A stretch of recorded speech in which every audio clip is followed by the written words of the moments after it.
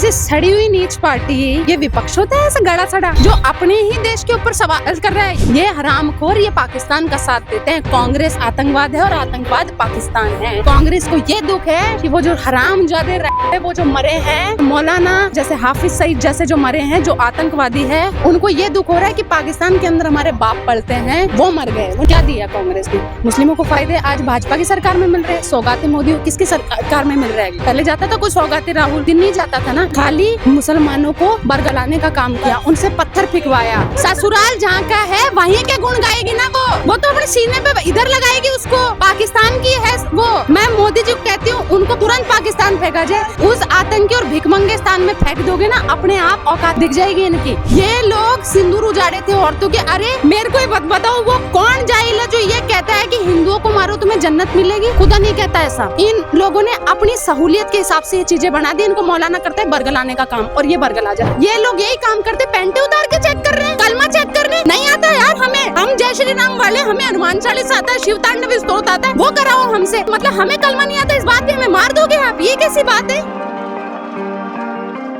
ये भारत के साथ है। ऐसे सड़ी हुई नीच पार्टी ये विपक्ष होता है, ऐसा गड़ा सड़ा ये विपक्ष है। ऐसा सड़ा हुआ विपक्ष है ये जो अपने ही देश के ऊपर सवाल कर रहा है। ये सवाल हमारे भारत की आर्मी के ऊपर कर रहे हैं।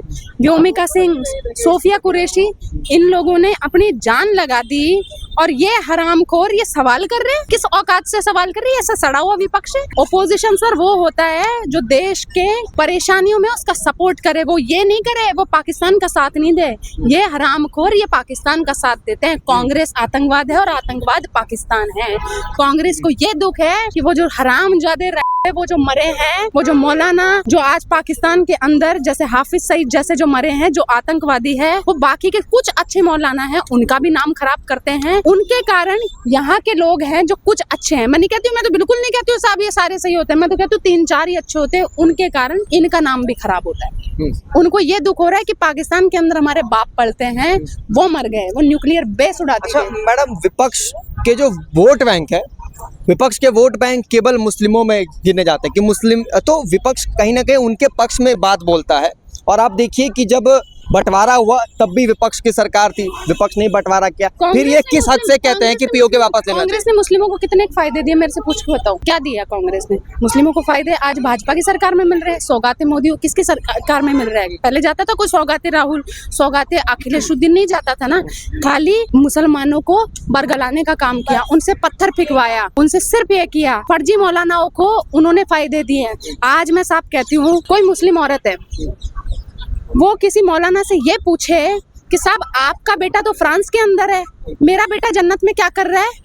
आपका बेटा जन्नत में क्यों नहीं है? 72 उरों को तो सबको लालच है ना, आपका बेटा भी जन्नत में जाना चाहिए ना। मौलाना खुद का बेटा है ना, फ्रांस भेजता है, लंदन भेजता है, कभी भी जन्नत नहीं भेजता। जन्नत खाली जो सस्ते लोग हैं, जो गरीब हैं, उनको भेजा जाता है। मौलाना मुझे एक बात बताओ, कभी अपने बेटे को जन्नत क्यों नहीं भेजता? गरीब मुसलमान है, वो बेचारा गरीब है, उसके बेटे को ये ज्ञान देना कि तू पढ़ लिख, थोड़ा सा कमा खा, मतलब तेरा घर बढ़िया बनेगा, तेरे को अच्छा मतलब अच्छी जगह तेरी शादी हो जाएगी, अच्छा तेरा लिविंग स्टैंडर्ड हो। उसको बाटे फेंकने में लगा दिया, उसको बम बांध के फटने में लगा दिया। मौलाना खुद क्यों नहीं फटता? मौलाना को नहीं है कि 72 औरतों को लालच, 72 वर्जन हुरों को तो उसको भी लालच होगा ना। वो क्यों नहीं फटता? कभी मुझे एक भी मौलाना बताओ।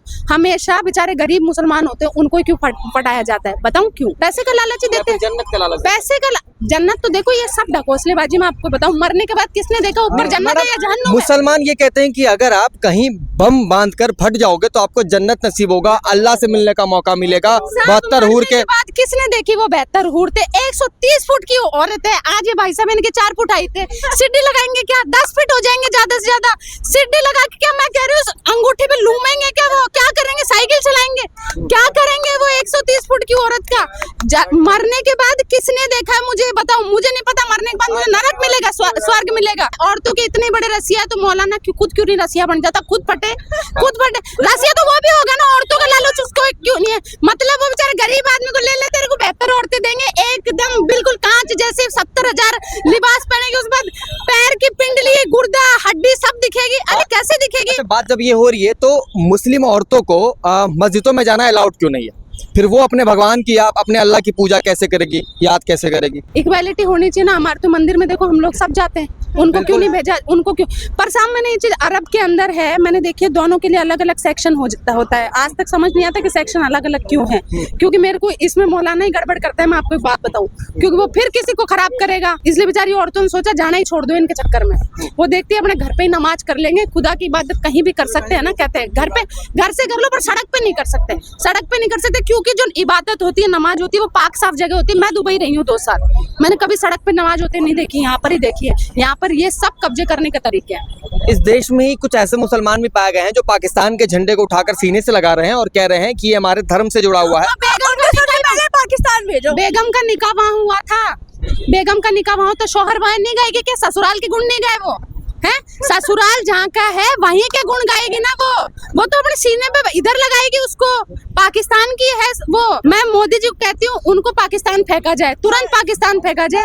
उस आतंकी और भिखमंगे स्थान में फेंक दोगे ना, अपने आप औकात दिख जाएगी इनकी।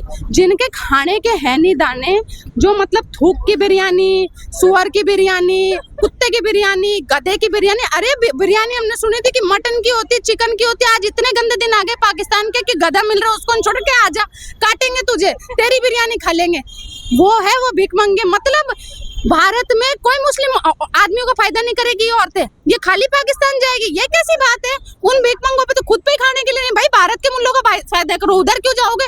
भारत का मुल्ला भारत के मुल्ले से शादी करेगा, सीधी बात है। पाकिस्तान के मुल्ले से क्या काम है? मोदी जी ने जो भी बीकानेर में जाकर सेनाओं को भाषण दिया है कि मेरे खून में गरम सिंदूर दौड़ता है, उसको लेकर क्या कहना चाहिए आप? इन्होंने सिंदूर उजाड़े थे, मैं आपको बताऊं। ये मेरे से तमीज की उम्मीद रखते, मैं भी इनसे रखती हूँ, पर ये है ही बदतमीज। इनकी प्रॉब्लम ये है, ये लोग सिंदूर उजाड़े थे औरतों के। अरे मेरे को बताओ वो कौन जाहिल है जो ये कहता है कि हिंदुओं को मारो तुम्हें जन्नत मिलेगी? खुदा नहीं कहता ऐसा।